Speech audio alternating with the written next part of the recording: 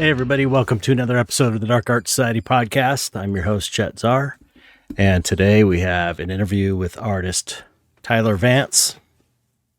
Tyler's a great artist. He's got a Kickstarter running right now. And I thought it was a good excuse to bring him on for an interview because I really like his work. It's really trippy, really different. And I like his painting style. Anyway, we had a great conversation, so that's coming up. What's been going on with me is I released my Divine Feminine sculpture. I didn't do a podcast last week when I released it. And you can see I do a little kind of unboxing of it on my Instagram at ChetZar. It's the pinned post. It's pretty cool. It comes with the coffin and black light to charge it and hands and face glow. It's my most complete limited edition anything I think I've ever released, where it's got really nice packaging and a nice certificate. And anyway, that was my big focus. And so I'm just making those now and trying to get ready for my show, trying to start painting for my show. I'm almost there. I'm at the 4-month point right now.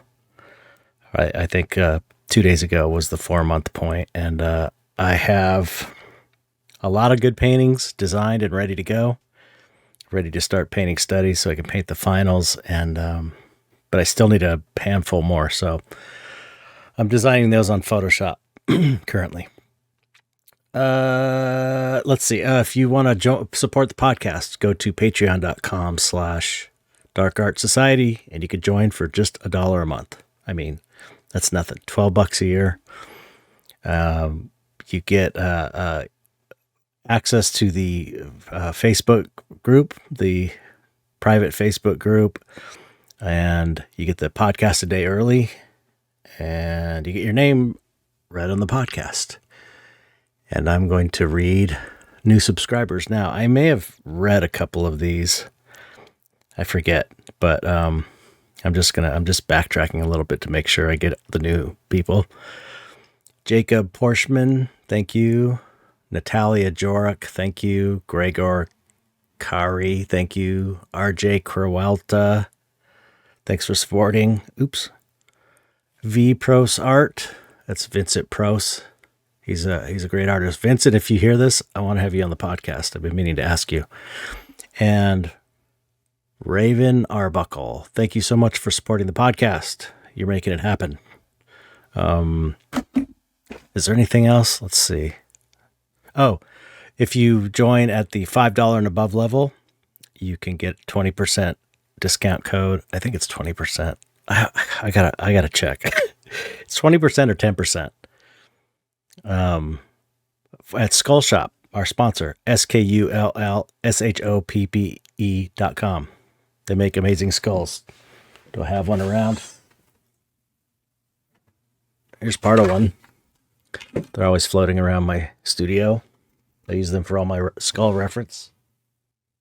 Amazing skulls. Anyway, that's for the $5 and above level on Patreon. And I think that's it. I'm trying to keep this short. I've got a new plan. I'm trying to keep the podcast to around an hour and a half per episode, and I'm trying to keep the intros short and trying to get everything done one day of the week.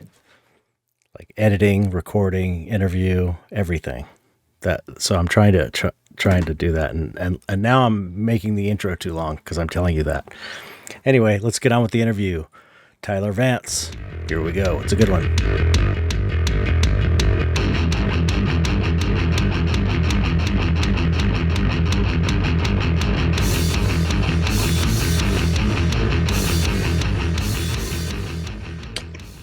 There we go. Get that drink in. Yeah, sorry. Hello, Tyler. How's it going? It's good. How are you? Good.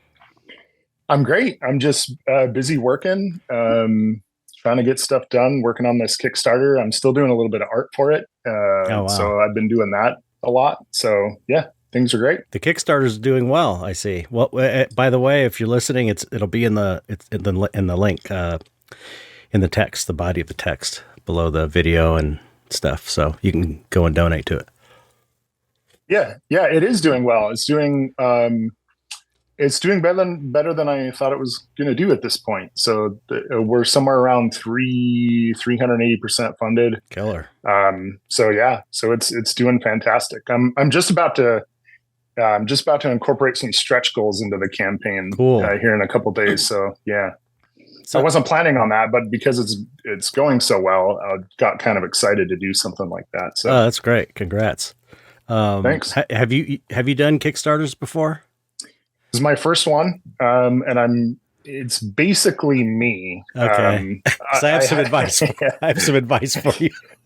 What not to do. I mean, sure. I mean, I probably already have done several of those things of what not to do. So, but yeah, I'll take whatever I could get. I've had a lot of people give me a lot of really good help. Good. It looks like it. It looks. I thought honestly, I thought that you had someone helping you because it looks really professionally done and set up, and the way you have it integrated on your website and stuff is really professional. Yeah, well, professional. I'll take it. I'll take that. I mean, good.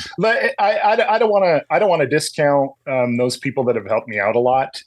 But basically, the team behind this is me. I hired out some graphic design for the game. Okay. So I can't take credit for that. But other than just taking advice from people, it's been me that's set it up and everything. It looks amazing. It looks amazing. Oh, thank you. So my advice is don't over commit to special rewards that you haven't made, yet. That was the mistake I did with mine. Aside from the fact that with my book, because I still, all this time later, I'm still have stuff to send people. And it's like, I'm going to do it. I don't care if it takes the rest of my life, but, I kind of overcommitted with things that weren't made yet. And it just totally screwed me in the end.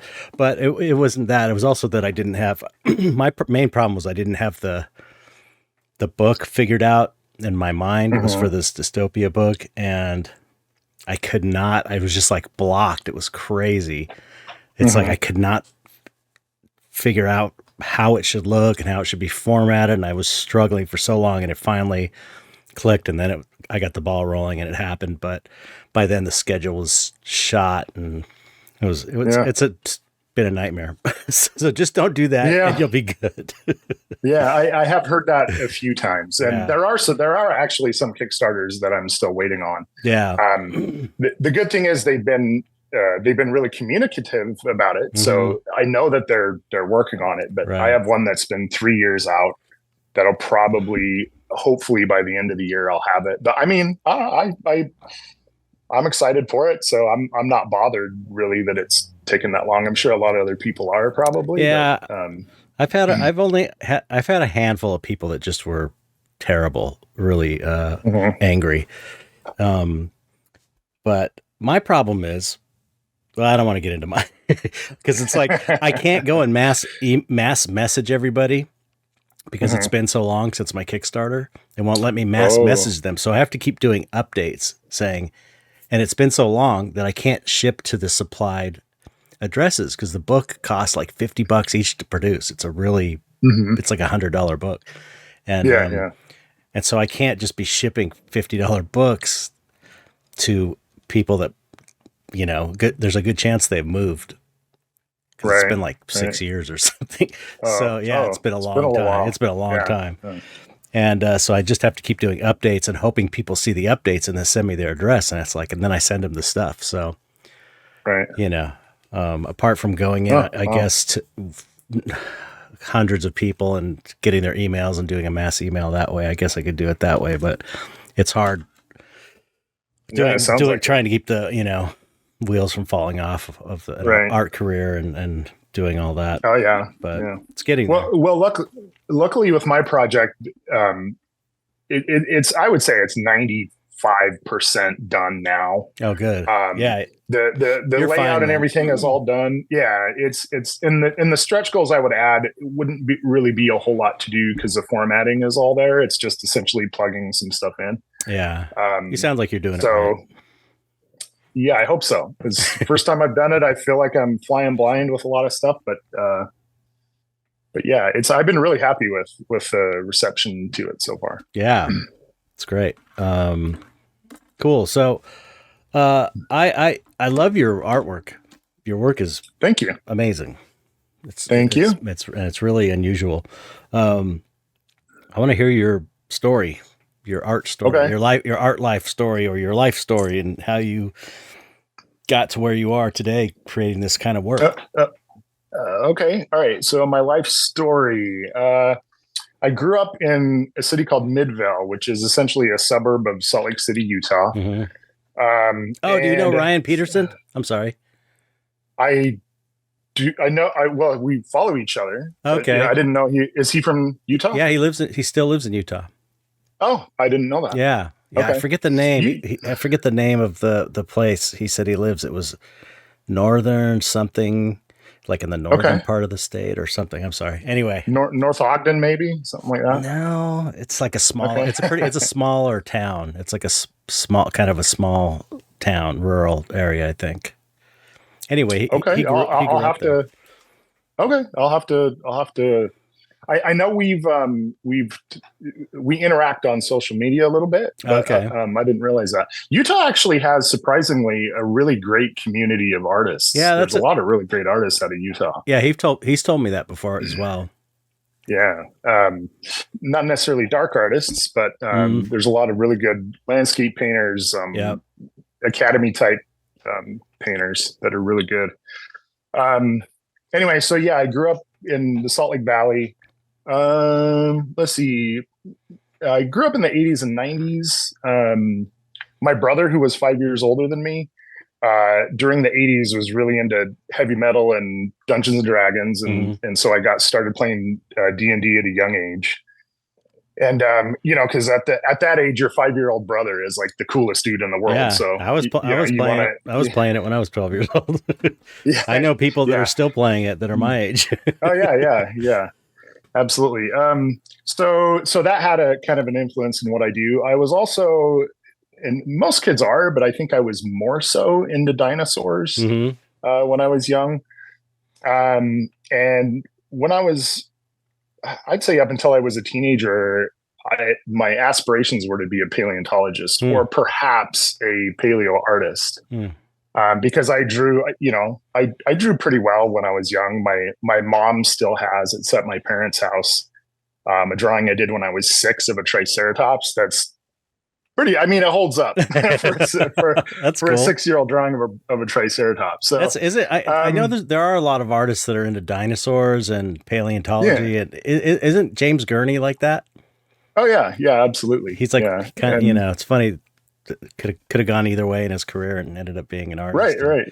Yeah. But he's done a lot of paleo art too for, I think, like Scientific American and National Geographic and stuff. Yeah, he's kind of the king of that.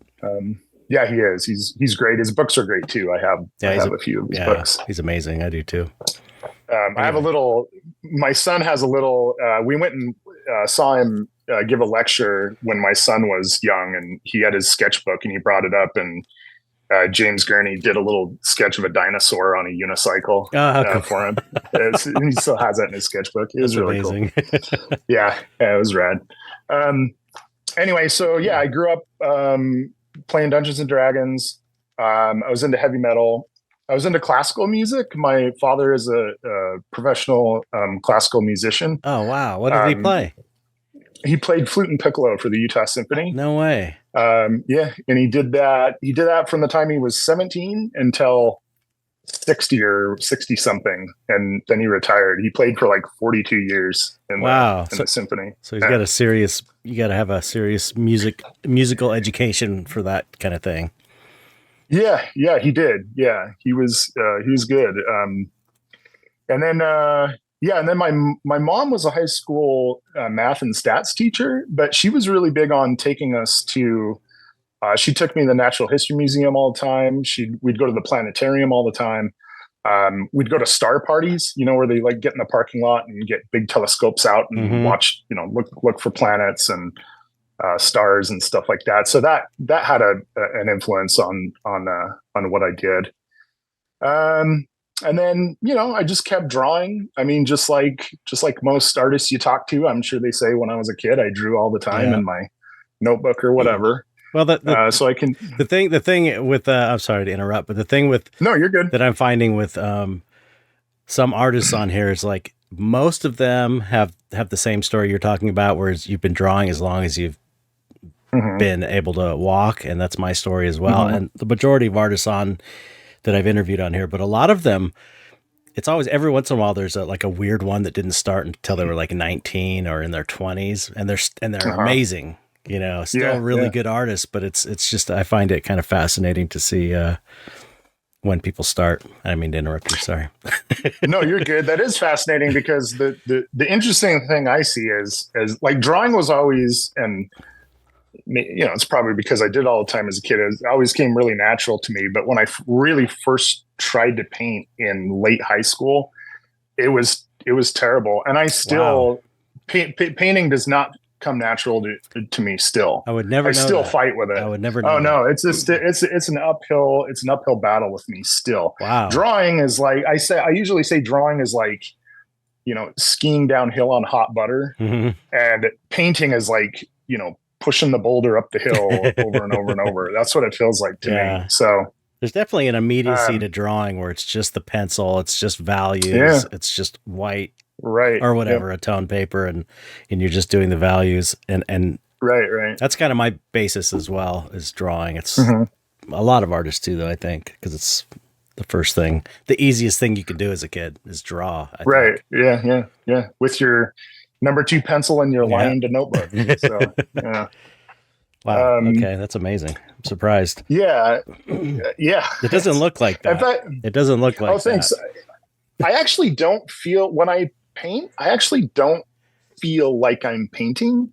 It feels much more, like drawing, but also sculpture. Same. Because it feels like I'm just sort of like carving something out of a space and using texture, absolutely, and value and things like that to create a sculpture. So that's more like what it feels like to me. Sculpturally as well. Like I feel like I'm thinking of it as a sculpture more, and it's hard. Yeah, well, with your background though. Yeah, right. Yeah. But so I'm sure that adds to it. That's funny though. I can see that in your work, because I'm looking at your zines here, and and I feel like we have a similar technique, painting technique, maybe.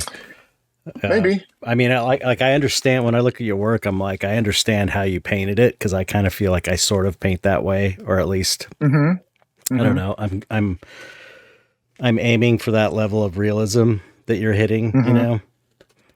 Man, it's so good. It's just it's so weird too. Anyway, okay, we'll talk about that later. I want to talk about your nerd out on technical stuff about your art later, but let's get to your story first. Okay, yeah. So, no, I mean, it's a conversation, so it's all good. So where was I? So in high school, so I kind of continued to do art. I was in AP art.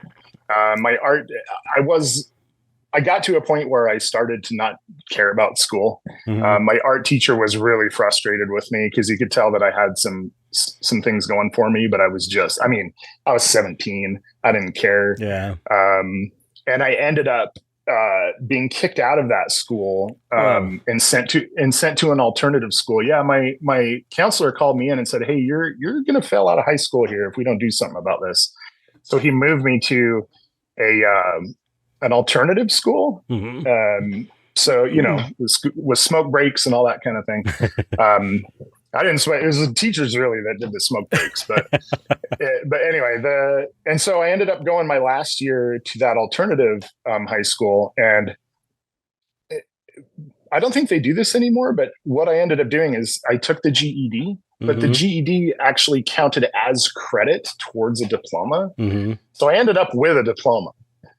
Barely, but it was because I went to school at this alternative high school. I ended up taking the GED with them, and then I finally got a high school diploma.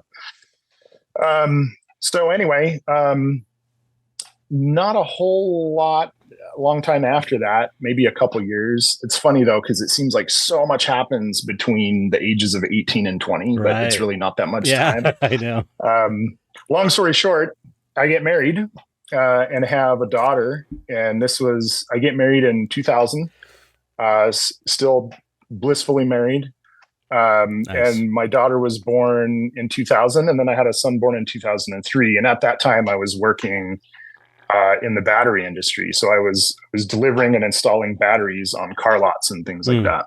And it was really my wife who said, "Hey, you are not super happy. Let's where do you want to go with this?" And it was because of her I ended up going back to school full time. She picked up some hours. I quit my job. I ended up getting a job at the museum on campus. This is University of Utah in Salt Lake City. I ended up graduating with a BFA, and immediately after I went to Logan, Utah, which is a northern part of the state, north of Salt Lake City, and got a master's degree in a couple of years 3 years from Utah State University. And then I ended up staying on and teaching there, painting and drawing. Oh, wow. And so that I went through school fairly quickly. And by the time I was done, I didn't feel like, so when I was younger, when I was really young, I kind of wanted to be a TSR artist. TSR was a company that used to own D&D. Yeah. And, but when I got into high school and college, my focus changed to more fine art. I was more interested in just doing fine art. And I still consider myself a fine artist, not an illustrator, just because I don't have the chops of an illustrator. I can't just be told to do a scene and do it. Right. But anyway, so after I graduated with my MFA, I was not comfortable with where I was skill-wise. I had a master's degree and I felt like I couldn't paint. And wow. I was like, I have an MFA, I can't paint. There's a problem here. So I just went back to the drawing board and just did really simple still lifes just to try to practice and move forward with where I wanted to take things. And it was, I would say about 2015, 2016 is where I really started coming into my aesthetic and really started to be comfortable with, okay, I can do this now. I might not be great, but I can kind of do what I was thinking I was going to do. How long did that period take you of your, like, where you were kind of like studying yourself? 3 years, maybe 3 years. Were you doing it hard, like painting every day? Well, no, because I was teaching. Let's see. I was teaching more. Okay, so in 2012. Okay, so I should mention, I continued after I got my MFA in 2009. I continued to teach at Utah State, and then in 2012 we moved to Massachusetts. I actually live in Massachusetts now, in Worcester County. And we moved because my wife got into school for nurse practitioner. And so that's where we currently live. And when we moved, at one point I was working for 3 different colleges, teaching a couple classes each. Wow. Painting and drawing. I mean, I was taking whatever I could get. At one point I took teaching art history classes, and somebody went on sabbatical and they said, "Will you teach modern art?" And I said, I don't have an art history degree, right? And they said, "I don't care, go teach it." So I did. And anyway, so I taught modern art history. I taught contemporary art history. So art since 1945. Interesting. That was a rough class. Yeah. But mostly what I would teach is painting and drawing in the advanced studio, or what are they called? Advanced workshop, which is like drawing 2, painting 2, and so forth. So no, there were some times, especially before my kids would drive, I feel like I was just running around all day. Right. My wife was going to school. The NP program is pretty heavy. So she was going to school and working, and I was teaching. So yeah, there were times when I couldn't make it to the, stretches where I couldn't make it to the studio. And it was, it would get frustrating, but I mean, yeah, you got to do what you got to do. Yeah. I do what I got to do. And I just put the time in, and finally got to a point where I felt like I could do what I wanted to do. And then I would say in 2018, I took a complete break from painting altogether, because during that time I used to do these really complex previs stuff. So I would make my own maquettes out of clay and cardboard, and kind of set. James Gurney has a book all about this. I think it's called Imaginative Realism. I have that book. Yeah, it's a great, amazing book. And so I use that as a source. But yeah, I would build my own things, photo bash stuff together. And so it was this long process before I could get to the actual painting. But in 2018, I thought, you know what, I'm just going to draw for a year. And not only am I going to draw for a year, but I'm not going to plan anything. I'm just going to draw.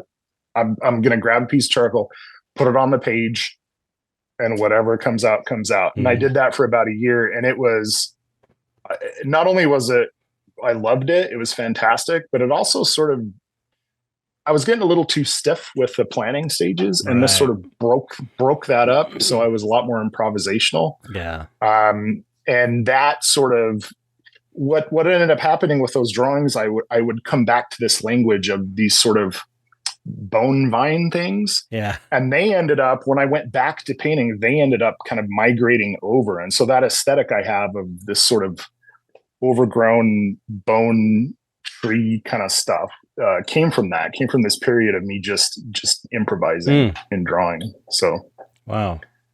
And that's kind of, I guess that's about, I think that's it. I think it's my life story. Got you where you are today.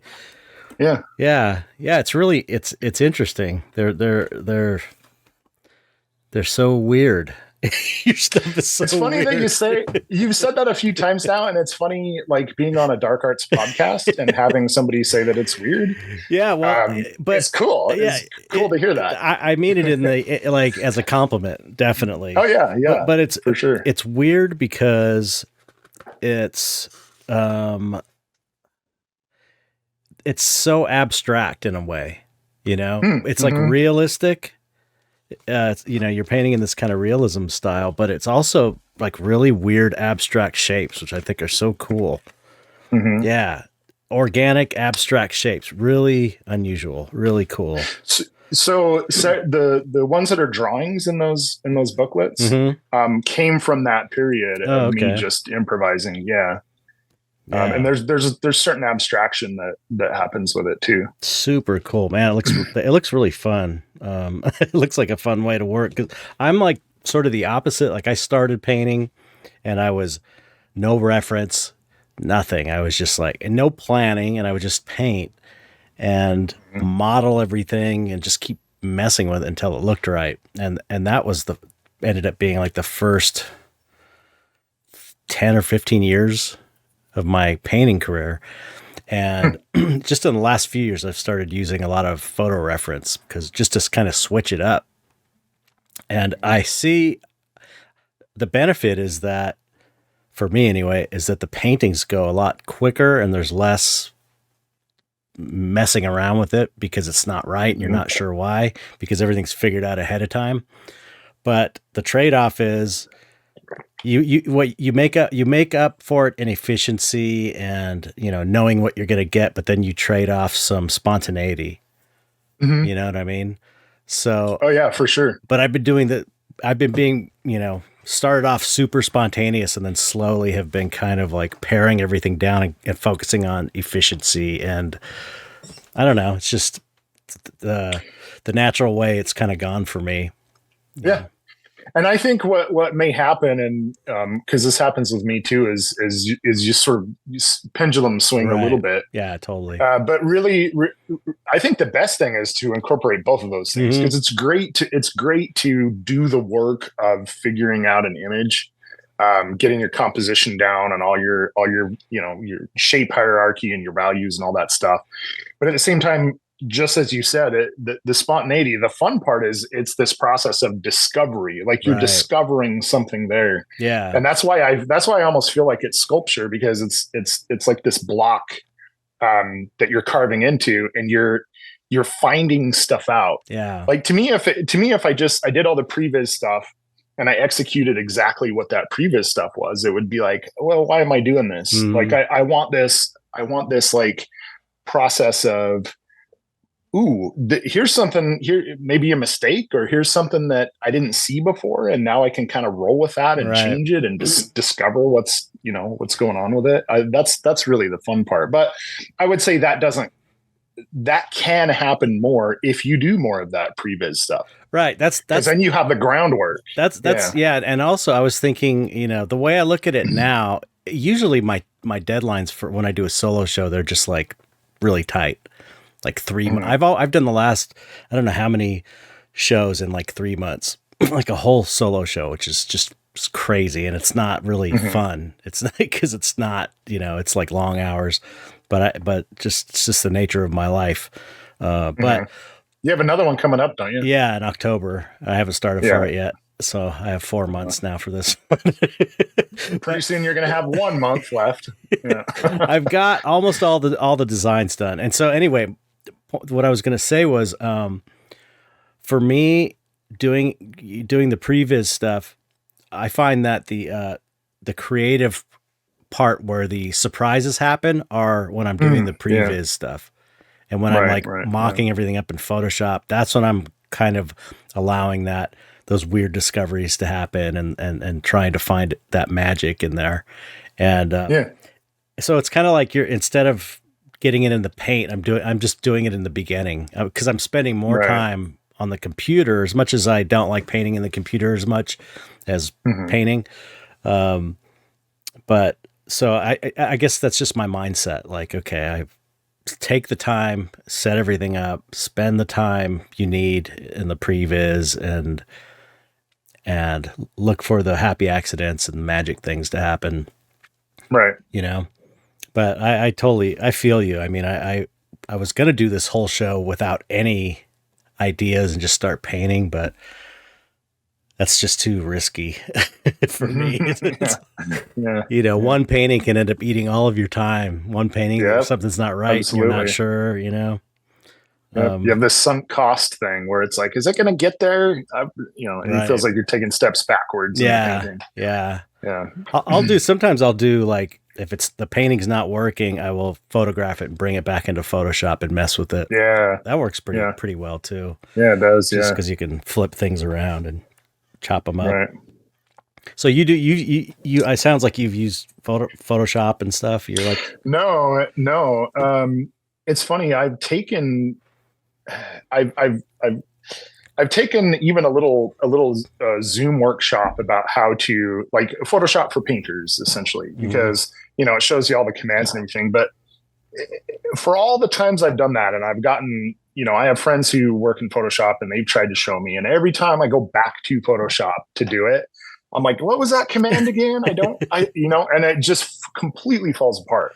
The game changer for me was, maybe it was in 21 or 22, was Procreate. It was finally when I got Procreate. Oh, okay. I was like, there is no learning curve with this at all. It's just, I hit the ground running.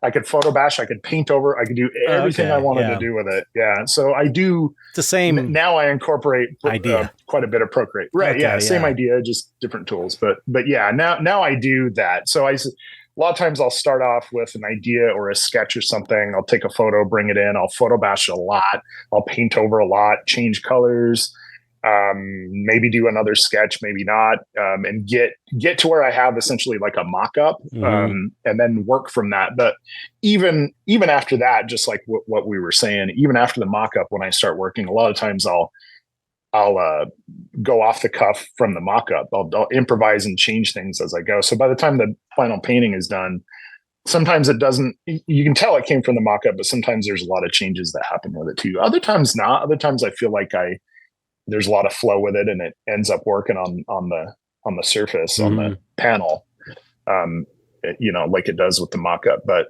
yeah, I leave room for that kind of change every step of the way. So, but Procreate's great. I love Procreate. Yeah.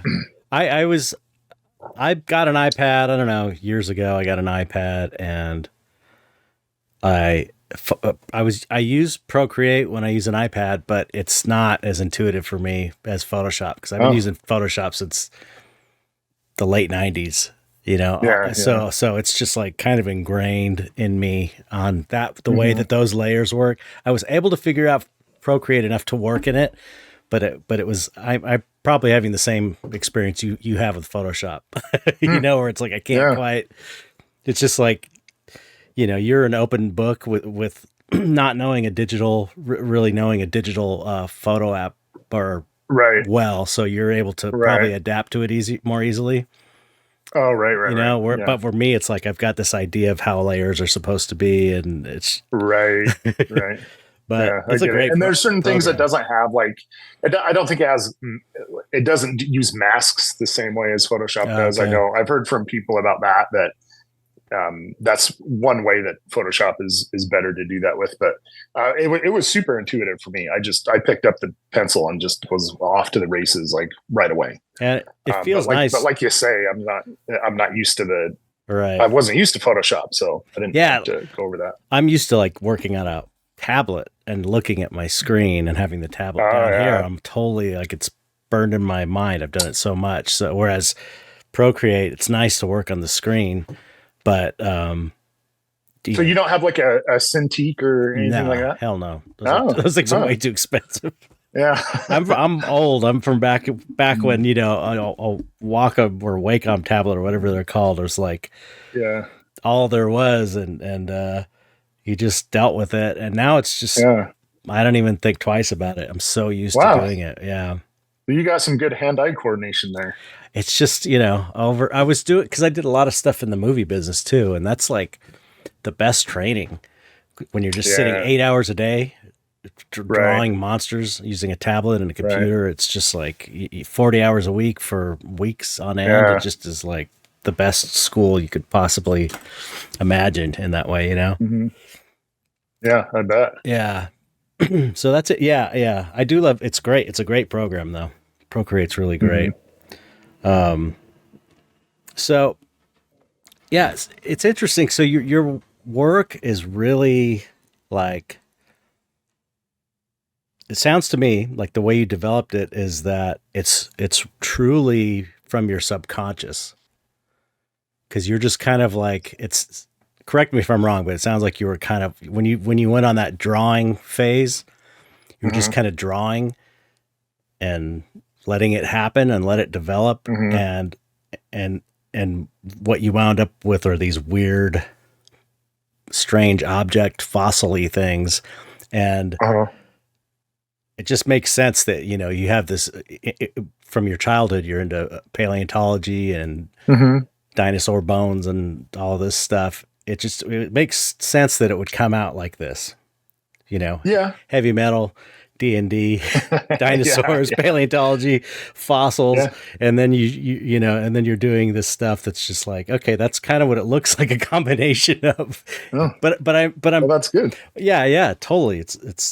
I mean, that's what I love about art and surrealism and weird art, especially, or dark art too. It's like, not for everybody, but a lot of artists, I think, are kind of reaching down to their psyches and not, that's how I do it anyway. Like, not really thinking too much about it, just trying to satisfy that artistic urge or that artistic impulse and just seeing what happens, So sure. I do think there is, so I did that for a year where I wouldn't plan anything and just kind of let things roll. I do think though, if you are limited, like, even though you're tapping into, subconscious might even be the wrong word. You're just, because if something would emerge, I wouldn't try, if something realistic emerges, I wouldn't try to like steer clear of that. I would let it happen and let it go with it. But I am limited by my language. So whatever kind of chops you have as far as just the basics of light logic and texture and things like that, you can get to a point where, and I felt like I was repeating myself, where it was like, okay, I'm kind of starting to make the same marks here. And that's kind of when I departed from it and went back to painting.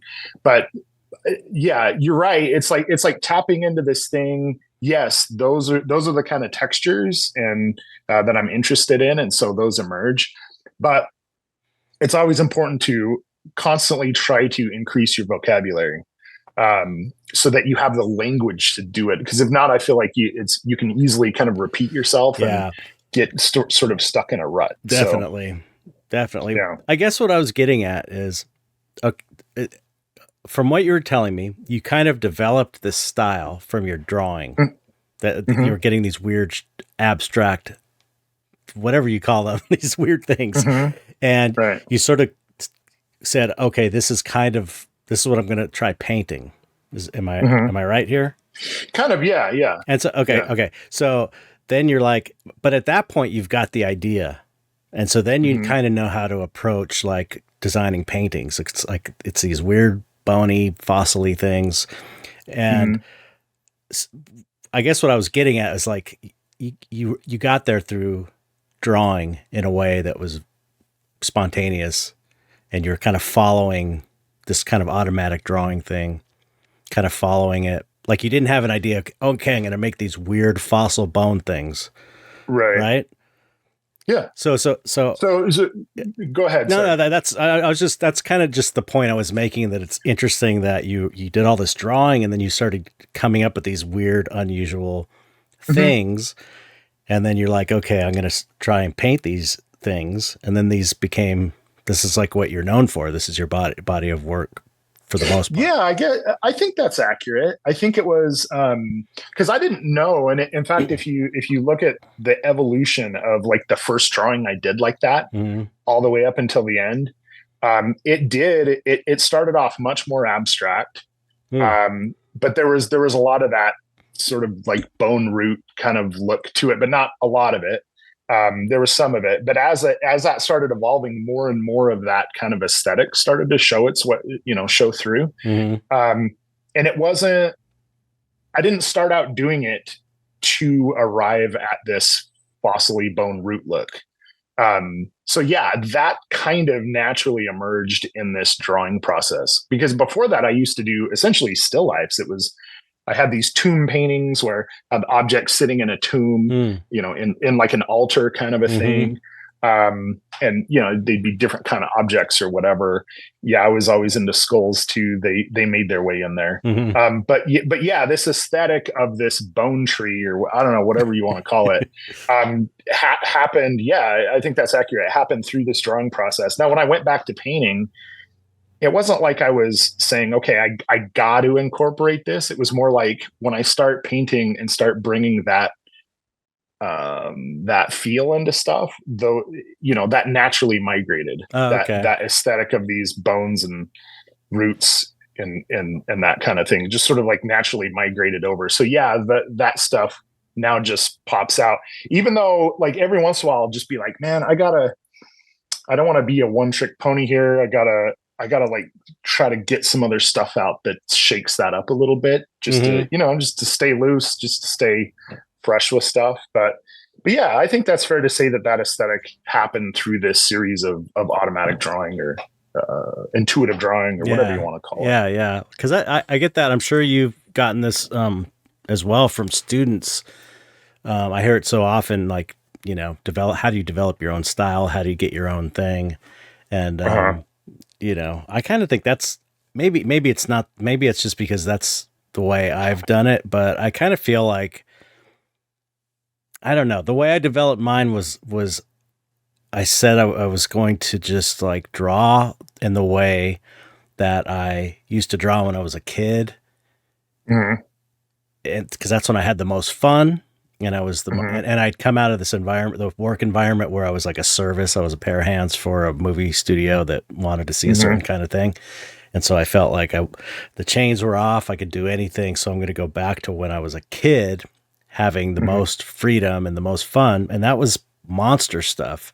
It was like hot rods, monsters, D&D guys with swords fighting, warriors and barbarians and stuff like that. That's pretty much what it was. But the monster thing was the big, I think probably the strongest of all of those. So I'm like, okay, I'm going to just try painting monsters and see what happens. Mm-hmm. And then it kind of just developed into what I do now, Yeah.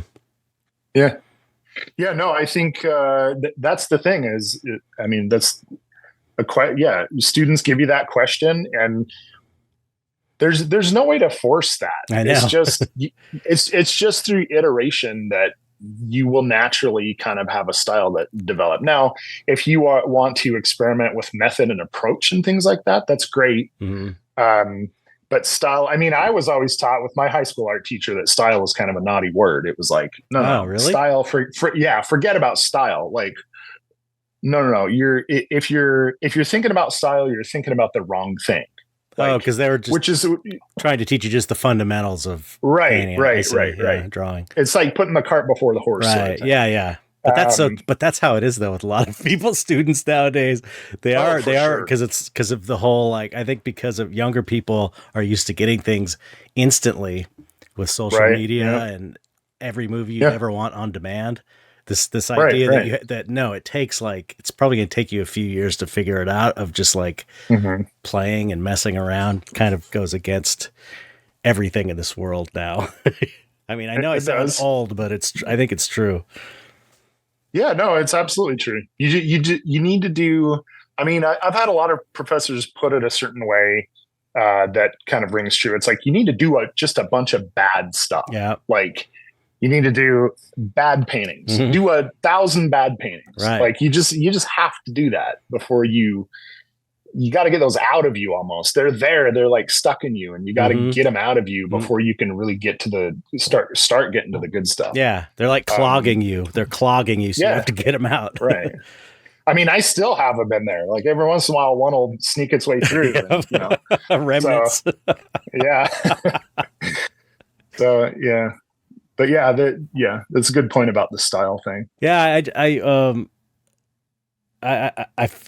I feel like a lot of times younger not necessarily my students, but younger artists have the idea that it's an intellectual exercise to come up with your thing and your style. And it's like, okay. And it's more about thinking about what would be cool. How can I do this? And then you do it with the art. But I feel like it's really the opposite. It's more like you have to start making art, and the thing will develop for you. And it's because art is so not an intellectual thing necessarily, I think at least fine art. Well, I don't know, everything's up for grabs nowadays, but sure, to get like an emotional response and have something be kind of real, it seems like it needs to come from somewhere deep inside of you or something. And the way you do that is like that kind of intuitive process of painting and drawing and just doing a lot of stuff, and then seeing what resonates with you and what resonates with an audience too. Right. Well, let's put it this way: if you do 5,000 paintings, have you ever heard of anybody doing that many paintings and not have a style? Like it's impossible to not get a style. True. If you just are out to do great work, it's impossible to not get a style. Right. So I don't think it's anything that you should be focusing on, really, at least at the beginning. Like I say, method and approach, like the way you do something, that's great. Yeah. Like experiment with a lot of different ways of going about doing things, and those will naturally feed into what you're doing, and you'll take what you like and discard what you don't like, what works for you and what doesn't, and it's that process of mashing all that stuff together. You have a style or an aesthetic that that could be recognizable. So and it takes time. It just takes time. It does. It does. It's like when I started just with my own work, when I started doing this kind of previs thing in Photoshop and designing my paintings, I spent like the first time I did it, I started doing it like 3 or 4 years ago. And I kept forcing myself to finish these things in the computer, like totally dialed in, because even though I knew it's like my time's running out, I got to paint these things, but they just took a certain amount of time for like the magic thing to click and make the painting cool instead of just another monster head that, you can tell. You can tell when you do something and it's just not inspired. But if you spend if you put enough time into it, somehow that thing happens and you see the thing that makes it great and like a painting worth doing, Right. Yeah. And if you spend too much time and it's not working, you just toss it. Yeah, that's the hard part. Yeah, that's hard to do that. I know. That's editing. It's like what it is for writers. They hire an editor, and there's a really great Stephen King book on writing called On Writing, and I just read it because it's short and I'm interested in writing, even though I'm not a writer. And he goes through a whole like a sample, I think, few pages of a story he wrote and how to edit it, and it was like chopping out so much because you're trying to get to the succinct, straight to the point without any extra junk in there. And I've been doing that with this show I'm working on now, designing these paintings. It's like I'm looking at them in the folder so I can see the big icons, and I'm just like, man, I really want to paint this painting of my dog, but it's not quite fitting in with these other paintings. So I keep tossing them out. Now I'm down to like a smaller amount of paintings that I started with, but they're all really good so far, but I need to make more of them now. You know what I mean? Yeah. It's just like, but editing is important, Yeah.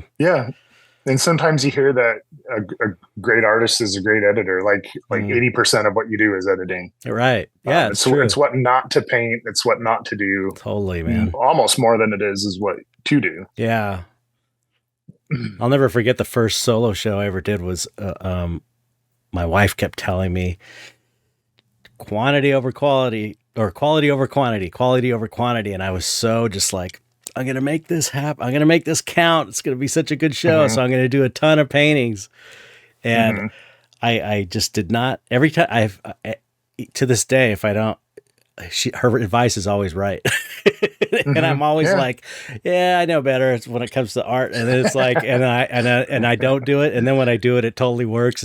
It's hilarious. Yeah. It's embarrassing, but sounds familiar. Yeah. Yeah, it is. You've been married a long time too.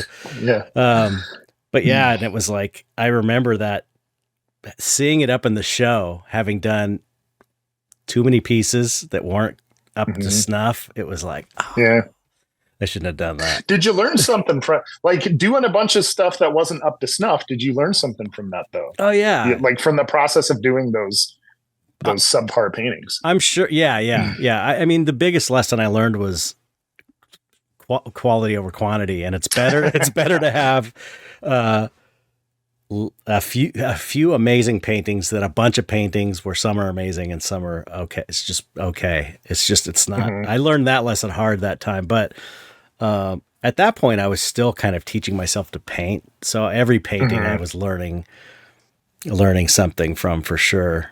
So yeah, it's all a learning experience anyway. Yeah. But when you've been doing it as long as you and I have, it's like people won't cut you the slack. So you better make sure it's good. Yep. That's true. So I want to hear about your technical, how you paint these paintings, your technique, and what do you use, mediums and all that stuff. Yeah. So what are you painting on? What's your surface and all that? I prefer a panel over a canvas. I much prefer a panel. However, due to just practicality, for example, I had a solo show. Did I say solo show? Yeah, solo show. I'm going to start using that. I like that. I did a solo show in Utah that I had to ship out a bunch for. And I ended up doing them on canvas. And not only were they on canvas, but I had them displayed in almost like a tablet or like a scroll. So there was a bar like on the bottom and on the top, so they would just kind of hang. Oh, that's cool. Yeah, and I could roll those up, in a big wad and ship that out, and it ended up saving me a lot in shipping. And so that's one of them. I also did a 10-foot high Christ painting. Wow. That I did on a loose piece of canvas that I hung the same way. That showed at a museum at the Springville Museum in Utah. And same thing. I rolled it up and put it in a big PVC tube and shipped it out that way. And so I will do canvas just for the convenience of rolling it up, but I much prefer working on panel. And when I use panel, it's great. When I use it, I like to I put on a layer of gesso just to seal it all up, but I don't like painting directly on gesso. It feels really plasticky to me. Okay. So I end up my favorite thing is Golden makes it, Golden Acrylics. It's called the pastel ground, and it's what it's for.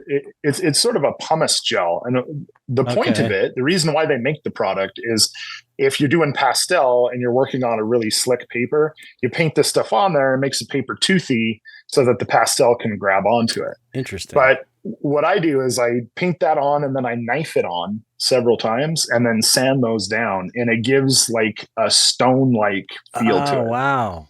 That sounds amazing. And I love painting on that surface. But I'll use other Golden products as well. They're a great company, by the way. I just got to say, like, I've had questions and I've called their lab and they pick up and they go through stuff with you. It's cool. Wow. It's really cool. I think they're based out of Albany. They also own Williamsburg oil paints. Oh, I didn't know that. Yeah, they bought them out. I use Williamsburg grays quite a bit, but we'll get to that. Okay. So I like using, that's my favorite stuff, but I also use other products by them. A lot of times what I'll do is I'll kind of map out the painting on there, usually with a wash. I use acrylic.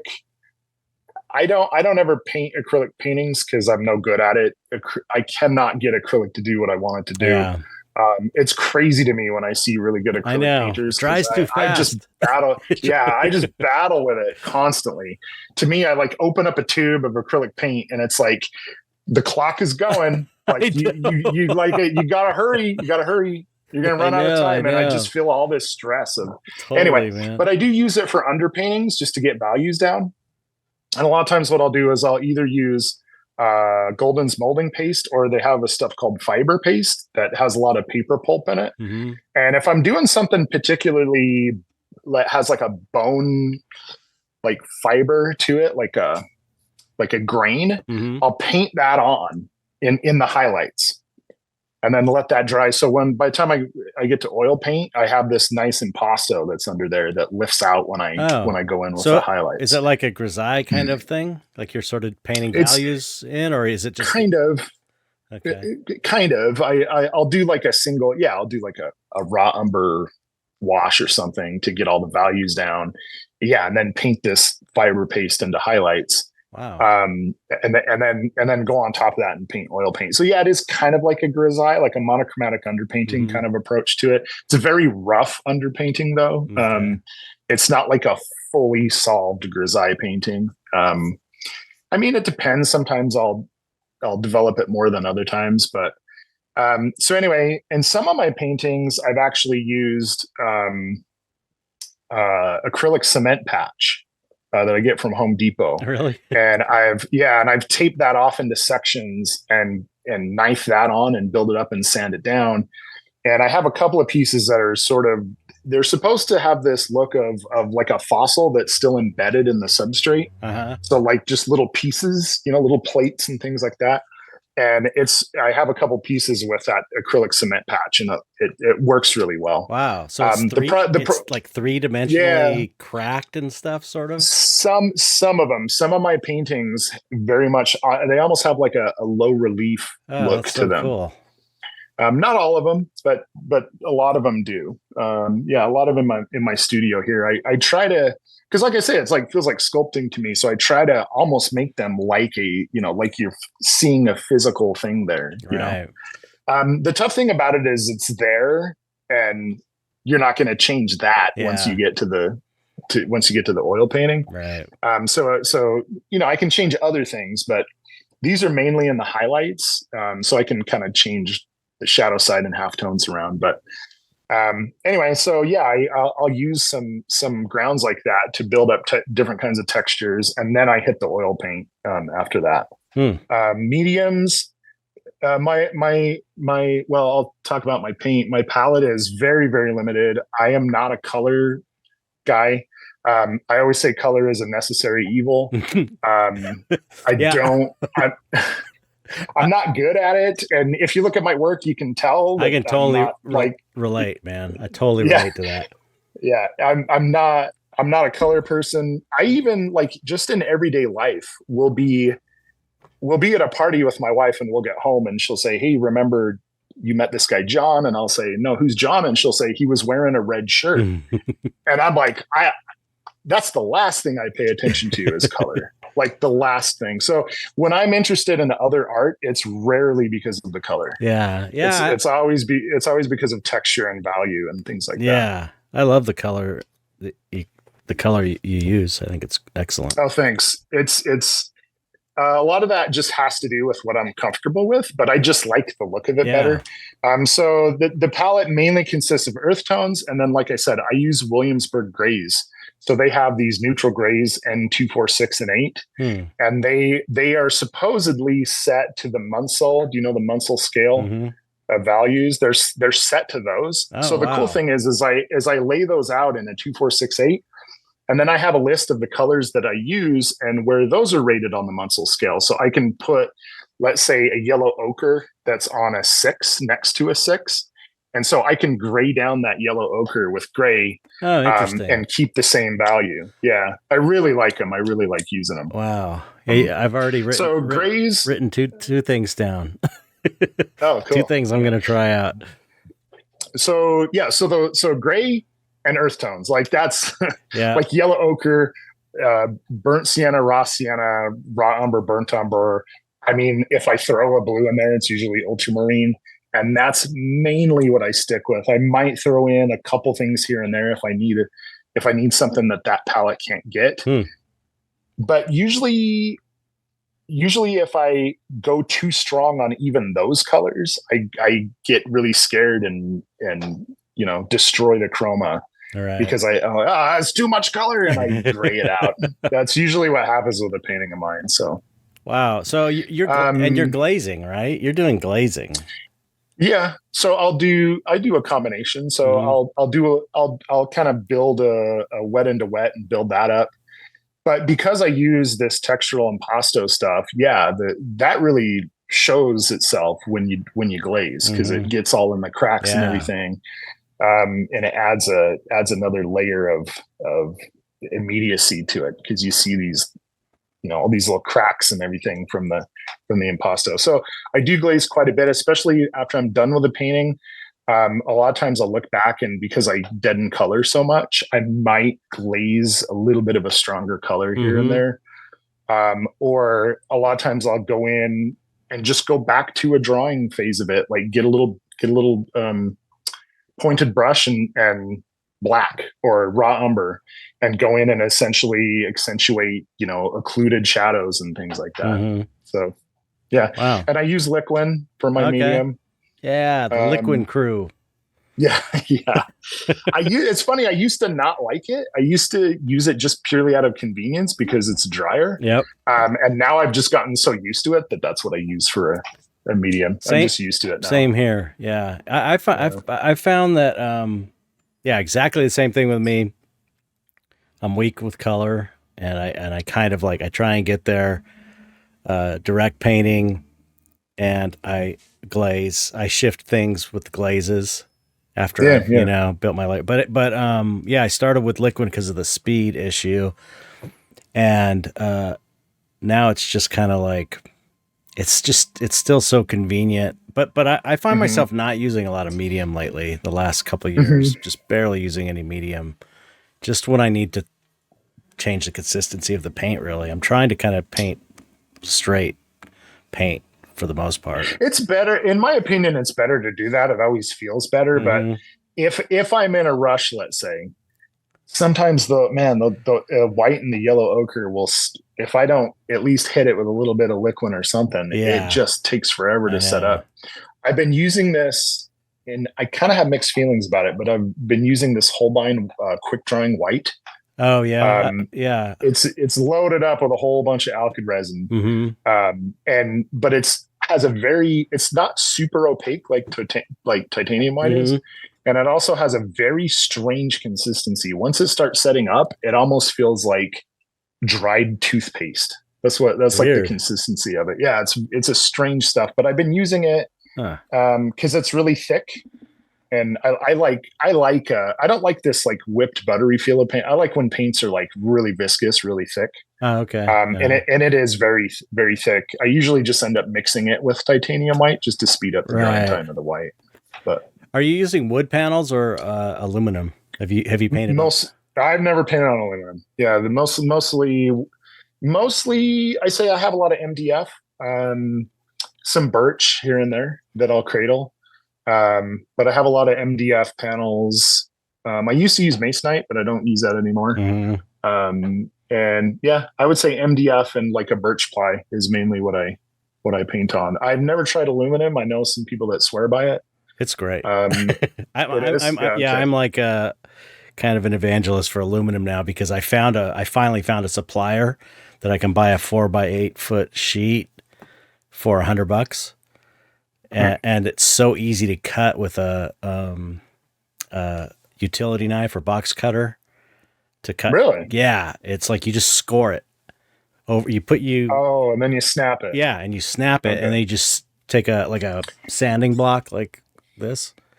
Yeah. Sand the edges to get any little sharp because it's sharp. But man, it's great because you can, if you're in a rush, you can put it up in front of a space heater to dry your liquid paints that you've painted with, and it'll dry. I've got things to dry in like 30 minutes before layers to dry. So do you put like gesso on it? Yeah, I just prepare it like treat it like panel. You would anything else. Okay, so I could put a bunch of the the acrylic grounds on there. Yeah. Okay. Yeah, you just have I mean, you can get it like where it's raw with just the aluminum, or most of the time it like from sign makers where I'm getting it, it comes with like this weird enamel, kind of thin white enamel, I think, cover like layer over it, so it's white. And you just clean it with you sand it just slightly, not anything crazy, just to make sure that the gesso bites. Yeah, and then a little alcohol. You wipe off the dust and any oils with alcohol, and then it's just like a normal panel. It's great. I love it. I would just, because I used to, I mean, it's like if you drop it and bend the corner, it's kind of a pain in the ass, but you can bend it back. Whereas when I was using masonite, I would always drop those panels and it would chip the corner. And and that's not an easy thing to repair. But just the fact that I can, if I need to, I can dry things and it won't warp the panel at all. Right. It's crazy. You can put kind of a lot of heat on it. Yeah. So it's worth looking into if you can find a supplier, and it's cheap as hell. That's the other thing. I don't know what that works. 4x8 foot for $100. That's cheap. That's nothing. Yeah. But let's see, what would an MDF that size would be? 40 or 40 bucks, $50, maybe 40 or $50. Oh, really? MDF? I think so. Yeah. Oh, okay. But I will say I haven't been to buy a full sheet in quite some time, and I know prices have been going crazy. Wood prices are crazy since the pandemic. Right. Yeah. So it might be more than that, but I mean, if you're cutting your own wood panels, it's probably not much of a price difference, but it won't warp it with heat. And I put it out in the sun too, because that was always an issue. I was always, especially early on, I'm like trying to dry my paintings fast for shows and stuff. Right. When I was working the day job, especially, and in Southern California, you just put it out in the sun and it just dries it. But I can't tell you how many times I've had a wooden panel kind of like bend a little bit because of the heat. Oh yeah, for sure. It's a terrible thing. Yeah. Huh. I don't know. It's good. I like it. But I still haven't painted on anything very large because it's kind of wobbly and Right. You know, you cradle it, like cradle it onto a frame or something. Yeah, I think that's what people do. I think you can cradle it. Yeah, you can cradle it.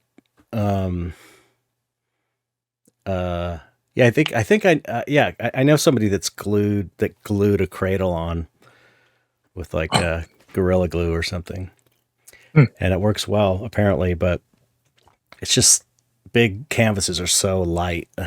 And you have the option of rolling it. Anything big, I usually just do on canvas, even though I prefer panel. Right. So yeah, let's talk about your Kickstarter. So we didn't really talk about what it was. Yeah. So the Kickstarter is a game. It's a card game. And this came about like Magic the Gathering. Actually, no, it is not a, what do you call those? Collectible card game. Okay. That's what those are, where you buy a few cards, but you gotta buy all these booster packs and they're all different. It's totally self-contained game. Okay. It's all in one. And it came about, I would say, because of the pandemic. When the pandemic hit, right before then, I was feeling great because I just finished this huge painting that I was talking about before, this huge Christ painting. And I was planning on doing more. And I had to use the wall at the studio at school to paint it because it was this one section of wall that I could fit it on because it was 10 feet tall, 6 feet wide. And I was feeling really good. Well, the pandemic hit. They locked the school out, so I couldn't get back to school to work on another one for the next summer because I was going to do a few of these. And well, like everything just sort of, changed as far as where I thought I was going with stuff. And it really caused me to think about, okay, I do these paintings. What ends up happening to the paintings? Either a handful of people see them on my Instagram or online, or an even smaller handful of people see them in a gallery.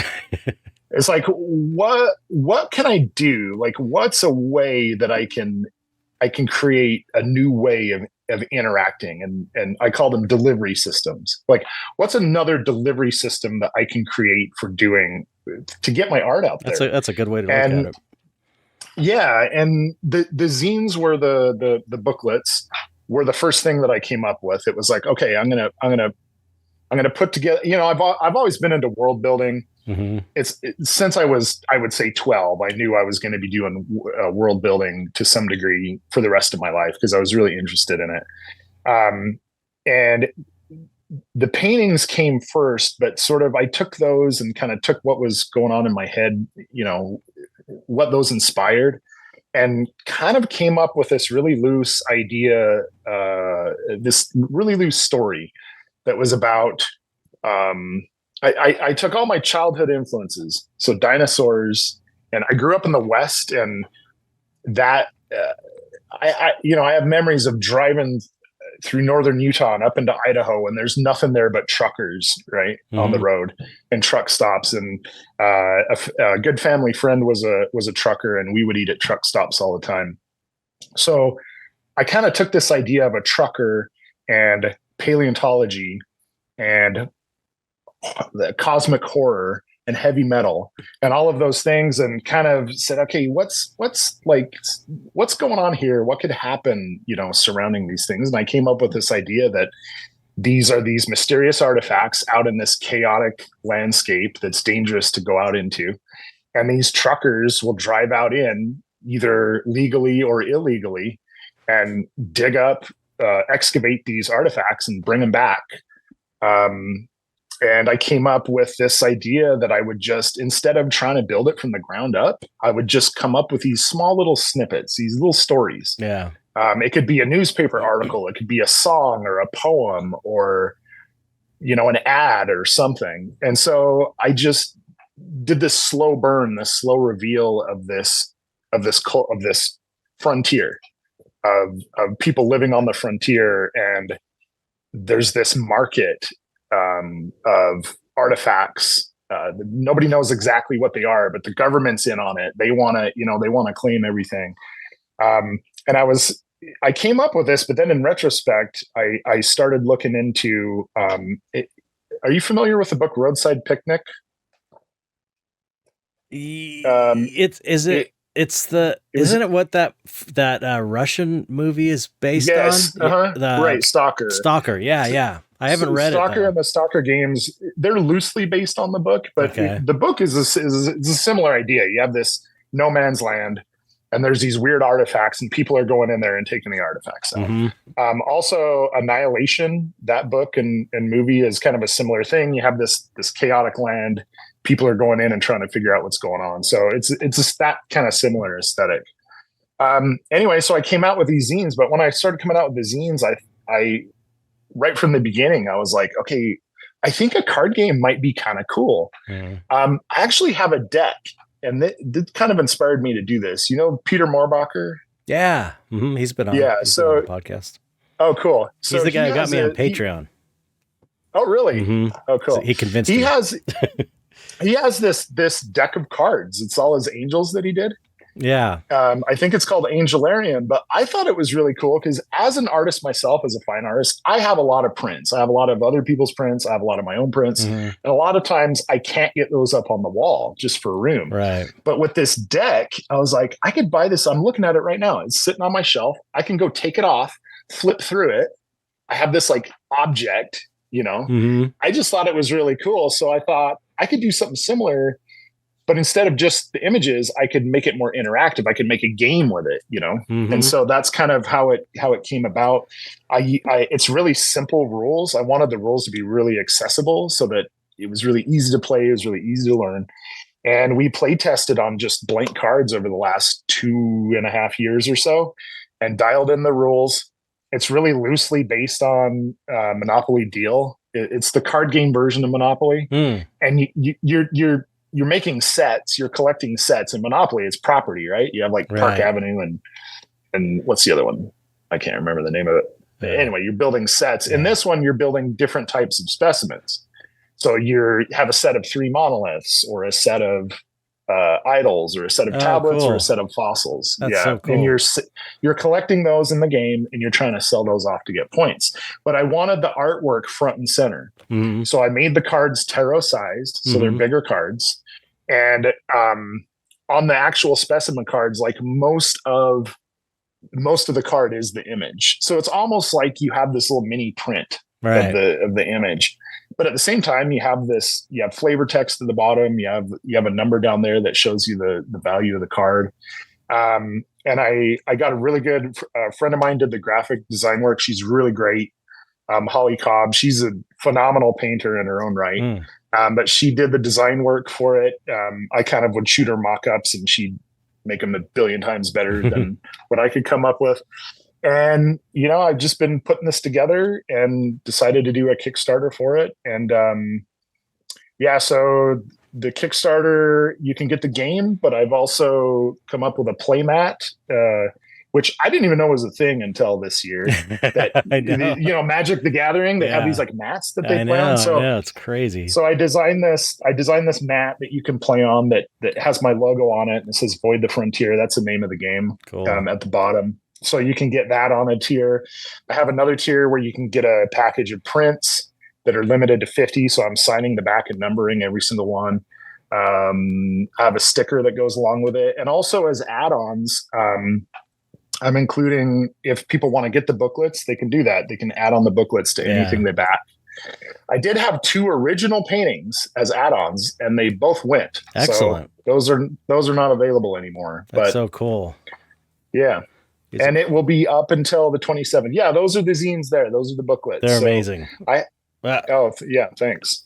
Can't get it oriented properly. It's like reversed in the screen. Yeah.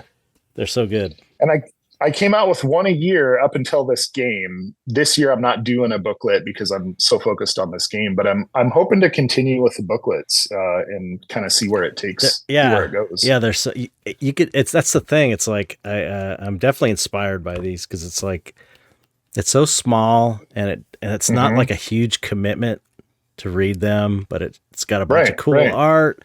It's a nice little package, and I'm sure they're inexpensive to produce and they're not expensive to buy. So, and you could, the way you've formatted it's very open-ended to express the ideas in all these different ways, like you're saying, like news stories and poems and songs and stuff. You could really kind of go on forever doing these.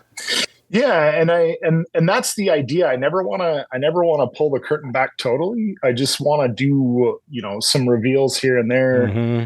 Because you never want to fill in those cracks. Like you want to let people's imagination like really do a lot of the work, with something like that. Yeah.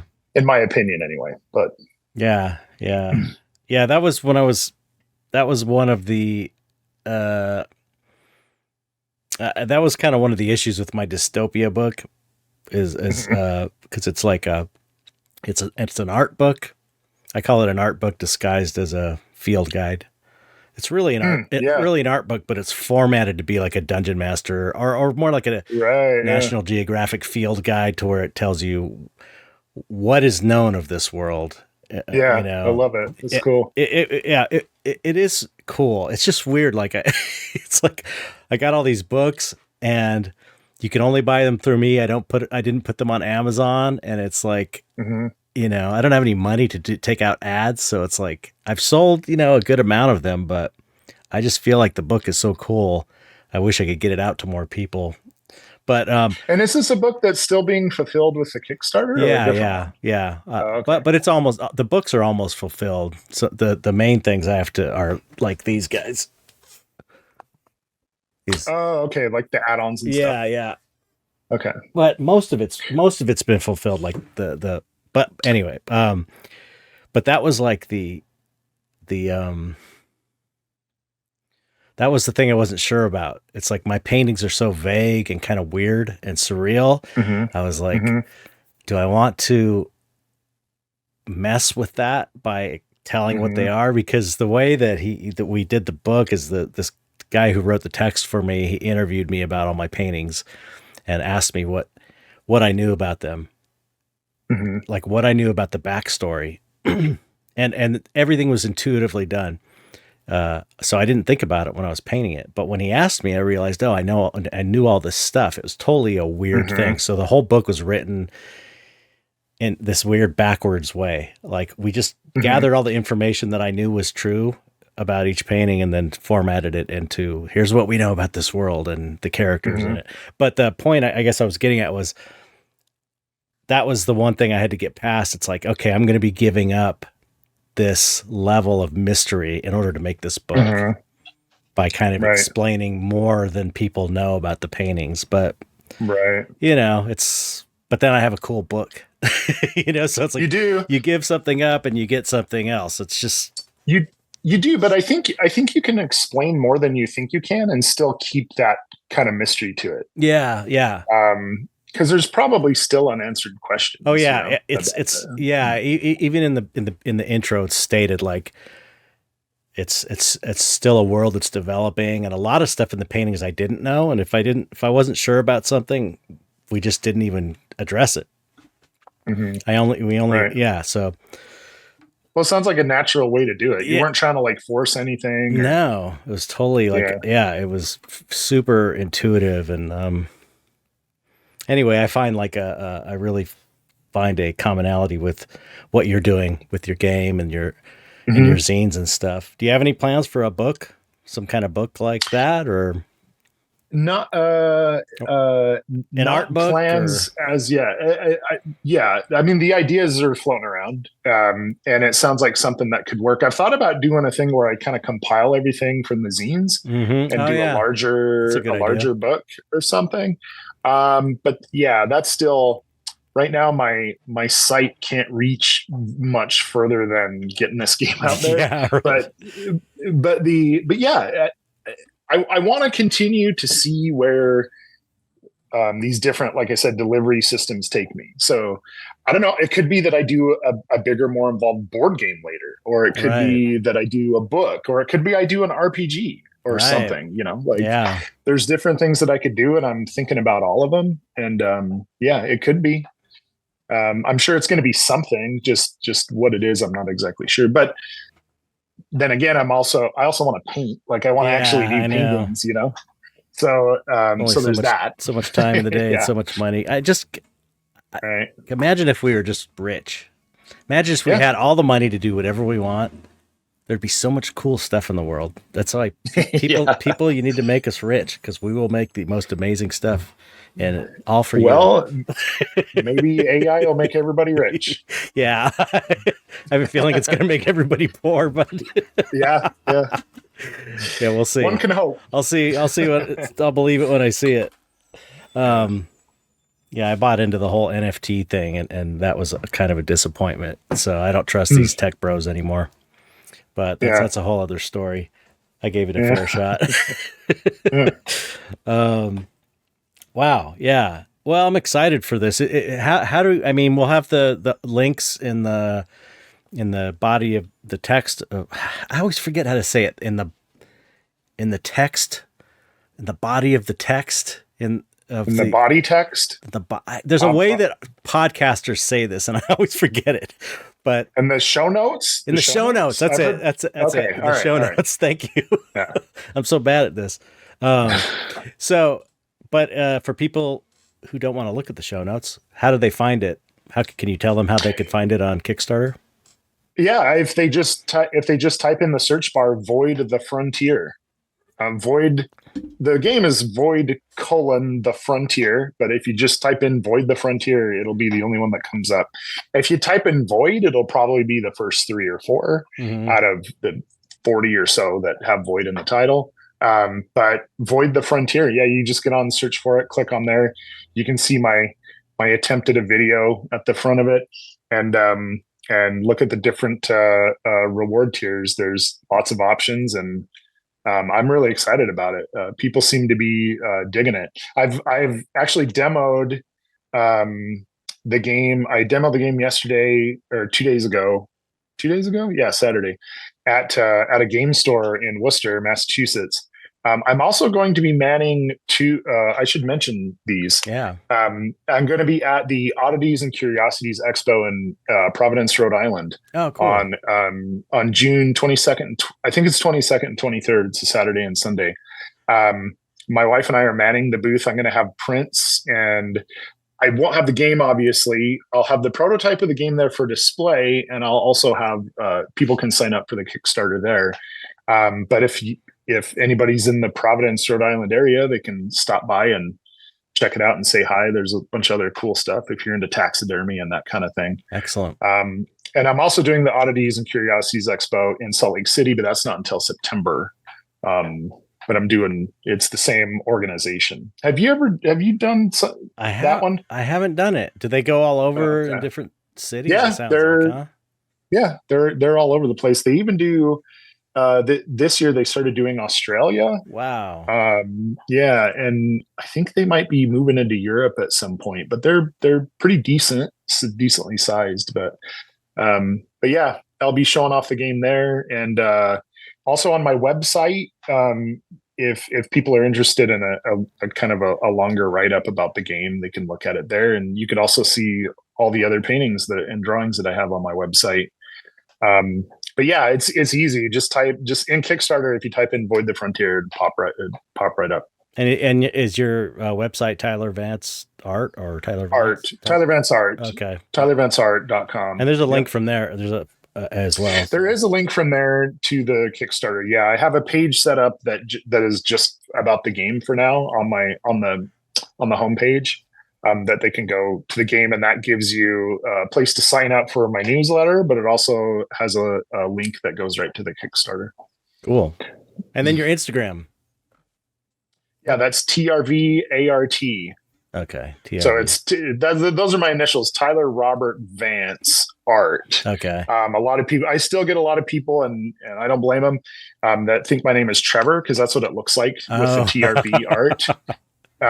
And that's fine. I thought about changing it, but I've had that handle for so long, and I have an email that has that same handle that I'm keeping it. So yeah, cool. Well, everyone should check your work out if they haven't seen it. It's really, really cool stuff. I love it. I love your work. Yeah, thank you very much. I'm into it, and I'm going to donate. I just haven't had a chance, but I am going to support the Kickstarter. Everyone should go check the Kickstarter out. Support independent art, and Yeah, thanks for coming on the show. I really appreciate you taking the time. Oh yeah, I went fast, right? It did go fast. It was a really good conversation. Yeah, it was great. Cool. So the one last thing, and don't hang up. The one last thing is we just have to say goodbye to the audience. So in whatever way, just say goodbye or whatever you want to say. So go ahead.